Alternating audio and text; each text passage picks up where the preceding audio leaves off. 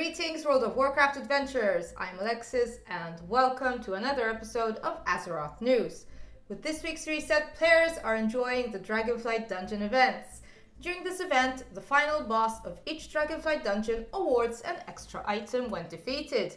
A perfect opportunity for players to work on getting the last pieces of gear before the start of Season 4. And one of the weekly quests is Emissary of War, where players are awarded a random piece of equipment at item level 467. Pet collectors are in for a treat this week, as the second weekly quest is The Very Best, where players are rewarded an ultimate battle training stone for defeating 5 players in pet battles with a team of level 25 pets. And the PvPers are battling it out in the PvP Brawl Warsong Scramble, taking players into the flag capturing map of Warsong Gulch. Blizzard has done a massive amount of Dragonflight Season 4 Mythic Plus dungeon tuning, which includes a checkpoint in Halls of Infusion.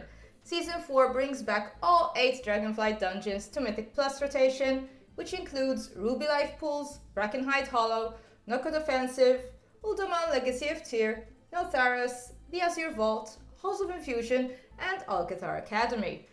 All of these dungeons can now be tested on PTR servers, which include the updates and affix squishes being introduced to the Mythic Plus dungeons in Season 4. Season 4 of Dragonflight brings forth a new splintered Spark of Awakening. To get these, players need to complete the weekly open world quest from the Dragon Isles Emissary, Terezel, and Veldraken. There are 3 different quests which will change week to week between Amyrdrasil, Zaralak Caverns, and the Dragon Isles. More developments on the Dinar vendors in Season 4. As seen on PTR, the currency will be an antique bronze bullion, and the vendors are selling the usual weapons, trinkets, and cantrip items from all 3 Dragonflight raids, as well as a 4th vendor selling cosmetic items. Players that missed out on the Season 4 Fated Raid achievement in Shadowlands have another chance to get Jigglesworth Senior, which will be costing players 3 antique bronze bullions. Although we don't know yet how the new version of the Dinar will be acquired in Season 4, the price increase implies that players should be able to obtain more than the maximum of 3 in Shadowlands. The antique bronze bullion tooltip also shows the max stack count as 12, which implies, but does not definitively confirm, players should be able to collect 12 throughout the Awakened season. Players should also take note that the Dinar items can be upgraded to the maximum item level, which is item level 528. This is a change from the Fated Shadowlands raids, where you needed to complete a number of bosses in that difficulty to upgrade your Dinar. Now, even if you never step foot in a Mythic raid, you might be able to obtain a Mythic and boss item by purchasing them with the Antique Bronze Bullion and then upgrading using the crests from Mythic Plus or PvP. Some hotfixes. Blizzard has announced that Plunder contained in drop piles of Plunder is being buffed by 50% in Plunder Storm solo matches. Reviving a teammate now takes 10 seconds, and Fey Form no longer provides any damage reduction, amongst others. There's also some hotfixes for Holy Priest spells, solving issues with Lightwell and the Forbidden Reach Horde that had become inaccessible due to having fallen through the floor and has been moved to an accessible spot. In another blue post, Blizzard has addressed the current bugs surrounding the new meta achievements, where a number of mounts are not visible in the mount journal or invisible when you mount them. They're currently working on these bug fixes and will hopefully be fixed in the near future. The April 2024 reward for completing the Traveler's Log has been confirmed, and it is Aura, this flower-wearing duck companion.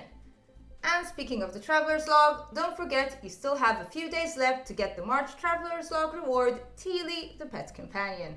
Another mount was added to patch 10.2.6 in addition to the many other new meta achievement mounts, the Coralscale Salamanther, which is a reward for an already existing achievement, Into the Storm. The achievement was added at the start of Dragonflight and requires you to do some tasks under elemental storms, including killing 200 enemies under each elemental storm in each of the Dragonflight's original zones. A storm event starts every 3 hours and each storm lasts for 2 hours. And also with patch 10.2.6, players can finally purchase the Grotto Netherwing Drake Black Scales by completing the achievement Now This is Dragonflying, requiring you to collect all the glyphs and complete all the Dragonflying races. And in upcoming events, 1st April welcomes the Feast of Noblegarden. is that festive time of the year where players hunt and collect carefully hidden, colorfully painted eggs, which can contain Noblegarden chocolates, a currency used to purchase different items, including the Swift Spring Strider. Players can also get a new mount, the Noble Flying Carpet, which has a chance to drop from Daytime Swift Plume.